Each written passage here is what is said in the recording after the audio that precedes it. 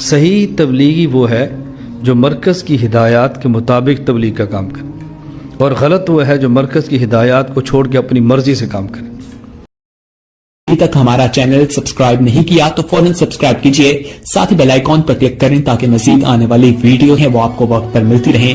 ہمیں تو جو علم اللہ تعالیٰ نے دیا ہے اپنے بزرگوں کے اتباع اور شکرانے میں، وہ یہ ہے کہ مجلس شورا کا امیر ہونا چاہیے۔ وشاورہم فی الامر میں پیغمبر خود امیر ہے اور صحابہ کو مشاورتی قرار دے دیا۔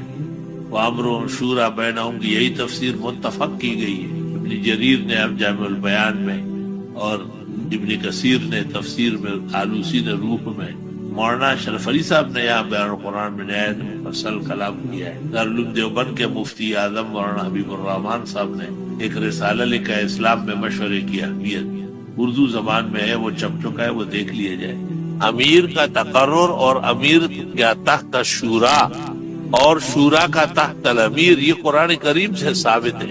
وشاورہم فی الامر، آپ ان سے مشورہ کریں کیونکہ آپ امیر ہیں۔ فیضا عزمت، جب فیصلہ کرنا فتوکل علی اللہ۔ وامرہم شورا بینہم، ان کا یہ سمجھنا کہ شورا بغیر امیر کے ہو سکتی ہے، یہ ایسا ہے جیسے کوئی کہے کہ دلہن بغیر دولہے کے ہو سکتی ہے۔